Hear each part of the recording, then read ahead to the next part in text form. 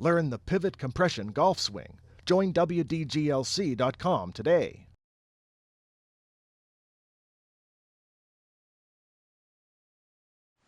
Hey there everybody, it's Wayne Defrancesco, and I'm down in the basement looking on the laptop at Tiger Woods and some real interesting stuff regarding his hand path and his golf swing and how it's evolved a little bit.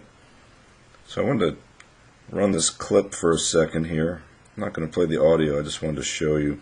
We're on the 9th hole at Bay Hill, and I played Bay Hill a number of times. The 9th hole has out of bounds to the left. You can see that hedge over here. You don't want to fade the ball on the 9th hole. It's a draw hole. So you can see the way the graphic shows the draw here. You want to hit it right to left. That's the way to play the hole. So here's Tiger making a couple of rehearsal swings. Now this has got to be blowing some people's minds who don't really get what's going on here, because certainly, and the announcers are commenting on it also. It's all right. Tiger is setting up and rehearsing a cut. Why? Well, look at his hands. Now the viewing public is going, "What the hell is he doing?" He's, it's over the top, right? Well, that can't be anything but bad. Well, he's going to start it over to the left of this tree and bend it over this way. Well, he's not. Actually, he's going to have a hard draw over the left bunker. So what is that? What is the deal here?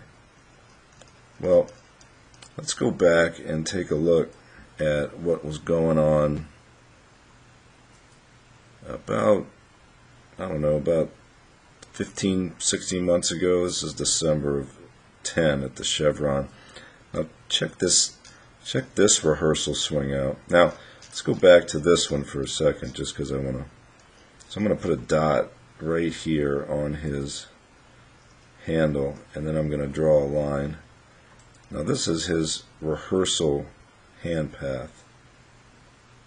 All right, we'll just sort of check that out. Now here we are at the Chevron, and he's eyeballing a shot. Now it's funny because the shot that he hits eventually here is like this. But look at the rehearsal.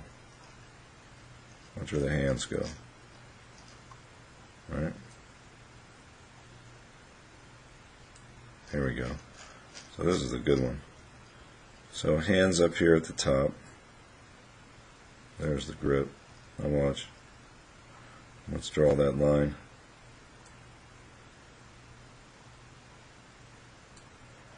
Very close to dead straight down. Now remember, he's working with the same guy in both swings. So what's that all about? I mean, you talk about different. It's a whole different ball game here. Now, check out he's going to set up and hit this drive. I'm going to let him hit it. Need help with your swing? Get an online lesson from Wayne at WDGLC.com.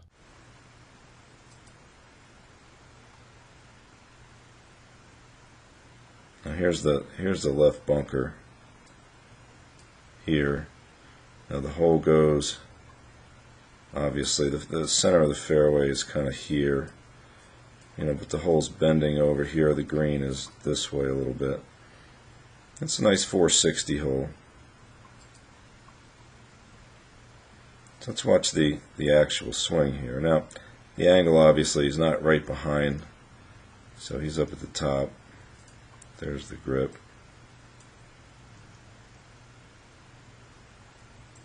And in the real swing, we've got the handle going that way.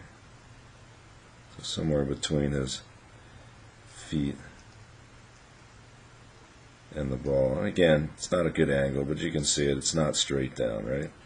Now the drive itself, he just hit it about 325 with a draw. There it goes. So you can tell that's not a cut. It's 285 over the bunker. So he hit it like, he flew it like 300 at least. I'm not sure if they did a shot tracer here. Actually, I don't think so. Oh yeah, they do. Watch, watch, watch. Here we go. Bingo. So, if he's going to hit that drive, now he's kind of rooting for it. He wants it to stay in the, you could see it was in the left first cut, so he's kind of dropping his right shoulder to get it. He's just kind of trying to, don't go too far left. Boom. Right? Now, check this shot out over here.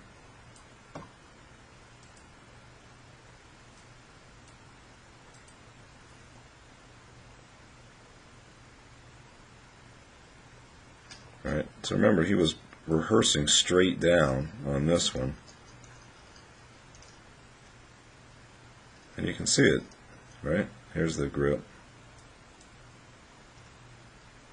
And he is going pretty, Tiger's going to do what he's trying to do, right? So, here's the key. The key is that when you move the hands more toward the ball, everything in the body is going to effectively rotate better. When you drop the hands, the upper body will stay. You know, people say, oh, I want to keep my back to the target. Well, that's what you're going to do. If you drop your hands, your upper body is going to stay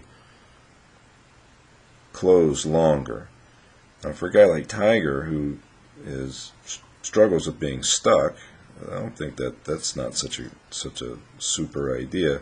So, what was happening when he was dropping his hands so much is that the club was coming way too far into out. And they picked that up on the TrackMan. And as I've shown a million times, if you watch Hogan, what you see is hands out, shaft leans back. Now, let's look at a couple other interesting pictures here. Here's Tiger in 1996, and here's Tiger in 2009. So this is sort of pre-anything. He's playing in the U.S. Amateur, I believe, here. I think this is the last one he won. So still kind of across the line at the top, but let's take a peek here at here's the grip again, up here. Now let's take a look at where it goes. Alright. Now, 96, right? Now here's 2009. Now this pretty much, this downwardness started with Hank Haney. Watch. Grip. Boom. Now that's a big difference.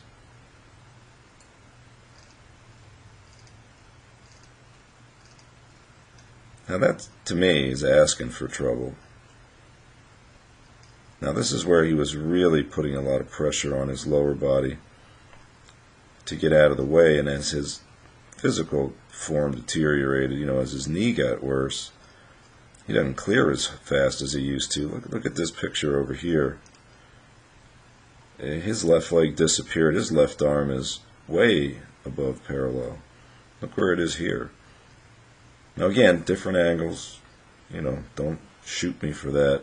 But just the timing of this, you can definitely see that his legs used to clear a lot faster than they do, when he started to hurt. This is after the surgery, 2009.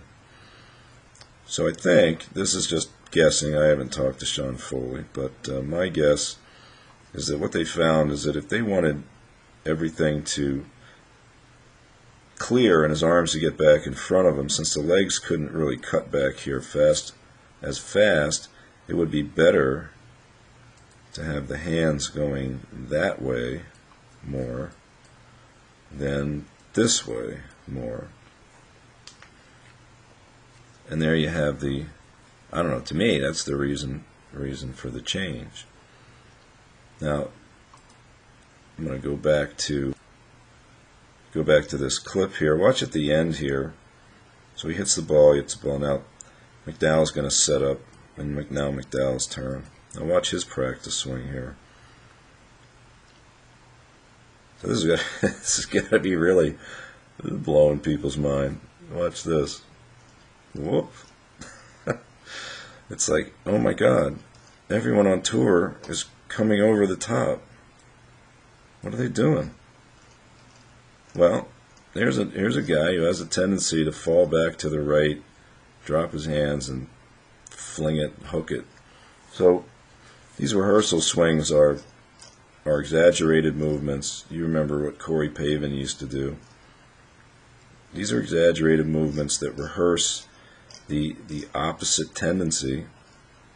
And when they get up to hit the ball, it doesn't look like that at all. Although McDowell's hands do really come out more, but you know that his wrist is, I don't have this swing, but his wrist is much more bowed, and he drops the club in and chases it down the line more with his follow through. Not actually down the line, just more so than, definitely more so than that.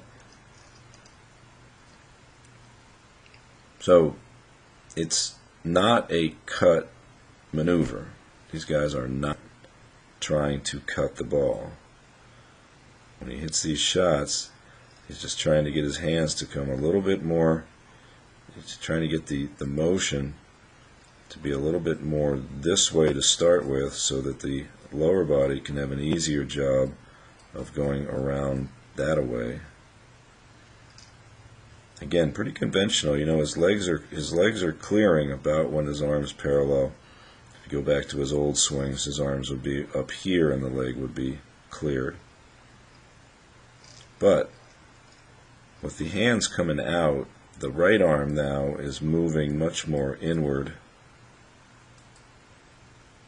Inward meaning to this point in front of the body. He's still got that incredible angle here. And in this particular swing, that's one of the steepest tilt angles I've ever seen. So he's got all that room for his arms. His right arm's in front of him because of the out moves. And now when he clears a little bit later, it doesn't really matter because his arms are so hooked in. And now watch how nicely he can release to the left. This is much less of what you would ever call trapped. And that's how he's leaning the club on the ball and controlling his flight. That beautiful follow through. So anyway, thought you'd find that interesting. I did. And I'm Wayne D.